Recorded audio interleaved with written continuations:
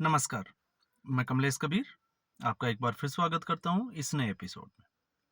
आज के इस एपिसोड में हम एक बार फिर बात करने वाले हैं महाराष्ट्र के विधानसभा चुनाव की। लेकिन उससे पहले सभी लोगों को दीपावली की शुभकामनाएं और उम्मीद करेंगे कि आप जहां भी है, जैसे भी है, खुश रहें और ये दीपावली आपको जो है वो खुशियों से भर आपकी झोली जो है वो खुशियों से भर दे। अब हम सीधा जो है वो आते हैं मुद्दे पे। महाराष्ट्र के विधानसभा चुनाव में इस वक्त जिस तरीके की खिचड़ी पक रही है, उस खिचड़ी में सारे राजनीतिक विश्लेषक और सभी मीडिया हाउस सिर्फ 6 पार्टियों को कवर करने के ऊपर अभी जो है वो बिजी दिखाई देते हैं। और जिस तरीके से अभी जो है वो होच-पोच हुआ है, हम अंदाजा ही नहीं लगा पा रहे कि कौन जो है वो किस तरफ जा रहा है। तो हालांकि राजनीतिक विश्लेषकों और मीडिया वालों के लिए जो है वो मसाला बहुत कुछ है, लेकिन इस बीच एक जो है सबसे बड़ी बात जिसको हर किसी मीडिया हाउस ने अब तक जो है वो नजरअंदाज किया है, और वो है राज ठाकरे। मुझे लगता है कि ये विधानसभा चुनाव जो है वो असली और नकली शिवसेना के साथ, असली शिवसेना और नकली शिवसेना, ऐसा इसलिए क्योंकि जब शिवसेना टूटी, एकनाथ शिंदे जो है वो अपने विधायकों के साथ अलग चले गए और उसके बाद सत्ता में रहे, तो अब जो है वो मतदाताओं के जिसको कहें कि जहन में ये जरूर क्वेश्चन मार्क होगा कि असली शिवसैनिक कौन होगा, उद्धव ठाकरे की शिवसेना या तो फिर बाला साहब वाली जिसको एकनाथ शिंदे क्लेम करते हैं।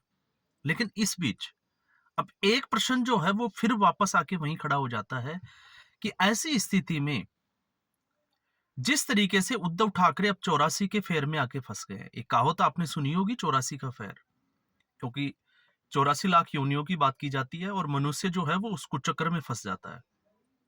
तो ठीक ऐसे ही उद्धव ठाकरे की स्थिति वही हो गई है। उद्धव ठाकरे 2019 के विधानसभा चुनाव भारतीय जनता पार्टी के साथ लड़ा, गठबंधन में चुनाव लड़ा, प्रीपोल्ड अलायंस था, लेकिन जैसे ही लगा कि भारतीय जनता पार्टी उद्धव ठाकरे के बिना सरकार नहीं बना सकती, एक बड़ा दावा किया गया और वो था मुख्यमंत्री की कुर्सी का। शरद पवार ने उद्धव ठाकरे को ऑफर दिया मुख्यमंत्री का और उद्धव ठाकरे जो है वो गठबंधन तोड़कर चले गए भारतीय जनता पार्टी के साथ। अब ऐसी स्थिति में उद्धव ठाकरे की जो महत्वाकांक्षा थी मुख्यमंत्री पद की, उस महत्वाकांक्षा के चलते उद्धव ठाकरे की राजनीति कहां आ गई, ये हम सबने देखा 5 साल में। मातोश्री में एक समय ऐसा था कि बड़े बड़े नेताओं को जो है वो माथा टेकना होता था, लेकिन आज स्थिति यह है कि उद्धव ठाकरे माताश्री कम और बाहर ज्यादा घूमते हुए नजर आते हैं। और बाहर की अगर हम बात करें तो दिल्ली के जनपद तक की, आपको पता होगा सोनिया गांधी के बंगले तक जो है वो बहुत बहुत दूर धूप की। और जब कोई हल नहीं निकला, किसी भी पार्टी ने उनको जो है वो, चाहे कांग्रेस पार्टी हो, शरद पवार की पार्टी हो, मुख्यमंत्री का पद या मुख्यमंत्री का उम्मीदवार घोषित करने से जो है वो दूरियां बना ली। तो ऐसी स्थिति में बड़ा मुकाबला था कि ज्यादा सीटों पर चुनाव कौन सी पार्टी लड़ेगी। और फिर उसके बाद में महाविकास अघाड़ी में जिस तरीके का घालमेल चला, तो अंत में एक फाइनल हुआ कि 84 सीटों के ऊपर सारी पार्टियां जो है वो चुनाव लड़ेगी। और फिर उसके बाद में जो है वो फिर मामला बिगड़ा, और अब मामला बिगड़ा तो उसके बाद में लगा कि नहीं, इसको चेंज कर दिया जाएगा। लेकिन चेंज करने के बाद में जिस तरीके से एक फॉर्मूले पे काम किया गया था कि जिसकी ज्यादा सीटें उस पार्टी का मुख्यमंत्री, तो ऐसी स्थिति में उद्धव ठाकरे अब जो है वो 84 सीटों पे चुनाव लड़ रहे हैं और लगभग 91 सीटों के आसपास जो है, 91 सीटों पे शरद पवार। तो शरद पवार कहीं ना कहीं उद्धव ठाकरे से ज्यादा सीटें हैं और कांग्रेस पार्टी 103 सीटों पर चुनाव लड़ रही है। तो अगर उसी आशंका में अगर हम ये कहते हैं कि अगर गठबंधन की जीत होती है तो सबसे ज्यादा सीटों पे अगर हम बात करें तो जीत हो सकता है कांग्रेस पार्टी को मिले, तो क्या फिर कांग्रेस पार्टी उद्धव ठाकरे को मुख्यमंत्री नहीं बनाएगी? तो ये साफ तौर से जो है वो दिखाई देता है। लेकिन दूसरी तरफ हम बात करते हैं राज ठाकरे की। जब शिवसेना बनी तो बाला साहब ठाकरे ने जिस तरीके से शिवसेना बनाई, उसके बाद में कांग्रेस पार्टी से जो है वो आपने देखा कि आपातकाल के समय गिरफ्तारी से बचने के लिए इंदिरा गांधी का समर्थन किया। फिर 1980 में भी समर्थन किया, 84 में भी किया, लेकिन 88 में प्रमोद महाजन के सार्थक प्रयासों की वजह से बाला साहब ठाकरे जो है वो भारतीय जनता पार्टी के साथ आ गए। और भारतीय जनता पार्टी के साथ आने के बाद में बाला साहब ठाकरे एक किंग मेकर की भूमिका में उभर कर निकले। 1995 आप याद करिए, और राम मंदिर का वो मुद्दा, कट्टर हिंदुत्ववाद और तमाम तरह के मुद्दों पे। तो किंग मेकर मेकर की भूमिका में आते आते फिर उसके बाद में उम्र के एक तकाजे के बाद में सबको लग रहा था कि 1968 में जन्मे राज ठाकरे, जो कि 80 के दशक के बाद में सक्रिय राजनीति में बाला साहब ठाकरे के जो है वो साथ दिखाई दिए। और ऐसी स्थिति में अनुमान लगाया जा रहा था कि राज ठाकरे जो है वो बाला साहब के असली उत्तराधिकारी होंगे। लेकिन 2006 में उद्धव ठाकरे का राजनीतिक प्रेम जागा और बाला साहब ठाकरे ने पुत्र मोह विवश राज ठाकरे की अनदेखी की और अपनी विरासत उद्धव ठाकरे को दी। तो उद्धव ठाकरे शिवसेना के मालिक बन गए और राज ठाकरे ने जो है वो शिवसेना छोड़ दी और उसके बाद में महाराष्ट्र नवनिर्माण सेना का निर्माण किया। 2009 के विधानसभा चुनाव में उतरे और 2009 के विधानसभा चुनाव में लगभग 14 सीटों के ऊपर महाराष्ट्र नवनिर्माण सेना को जीत हासिल हुई। ये एक बड़ी जीत थी उस वक्त शुरुआत के समय। लेकिन उसके बाद 2014 के बाद और फिर 2019 के बाद में राज ठाकरे जो है वो उतने मजबूत नहीं, उससे कमजोर दिखाई दिए। तो अब अगर हम इसका आकलन करते हैं तो सीधे तौर से हमें समझ में आता है कि 2014 और 2019 भारतीय जनता पार्टी के साथ गठबंधन होने की वजह से राज ठाकरे कमजोर हुए, उद्धव ठाकरे मजबूत हुए। क्योंकि भारतीय जनता पार्टी के वोटर्स ने जो है वो पूरा समर्थन किया शिवसेना का और शिवसेना के वोटर्स ने भारतीय जनता पार्टी का। तो इस खेल में महाराष्ट्र नवनिर्माण सेना हम कह सकते हैं कि वो दबसी गई। लेकिन अब स्थिति ये बन गई है कि उद्धव ठाकरे भारतीय जनता पार्टी के साथ नहीं है। इसलिए एक बार फिर जो है वो गलियारों में, राजनीतिक गलियारों में और पूरे देश भर में राज ठाकरे का नाम जो है वो वापस उछलने लग गया। और अब सीधे तौर में आपने देखा होगा एक इंटरव्यू में राज ठाकरे ने देवेंद्र फडणवीस को मुख्यमंत्री बनते हुए उन्होंने घोषणा भी कर दी कि अगला जो मुख्यमंत्री है वो भारतीय जनता पार्टी का होगा। और लोकसभा में आपको पता होगा 2024 लोकसभा में भारतीय जनता पार्टी ने सीधे तौर से राज ठाकरे का समर्थन किया था। तो इस वक्त क्या उद्धव ठाकरे के कमजोर होने के बाद क्या राज ठाकरे जो है वो किंग मेकर की भूमिका में आ सकते हैं? तो ऐसा जो है वो संभव हो भी सकता है। अब इसके पीछे जो है वो तर्क ये होगा, हो सकता है आप ये सोच रहे होंगे कि मुकाबला सीधे तौर से महायुति और महाविकास अघाड़ी, लेकिन कुछ सीटें ऐसी भी होगी जहां महाराष्ट्र नवनिर्माण सेना भी जो है वो मजबूत किले की तरह होगी। और उस लड़ाई में अगर इन सीटों दूसरे लोगों की लड़ाई का अगर किसी को फायदा होगा तो वो महाराष्ट्र नवनिर्माण। तो फिर राज ठाकरे किसके साथ जाएंगे? तो हम साफ तौर से कह सकते हैं कि राज ठाकरे की पूरी संभावना है वो भारतीय जनता पार्टी के साथ चले जाए। और इसकी बानगी जो है वो देखने को भी मिली।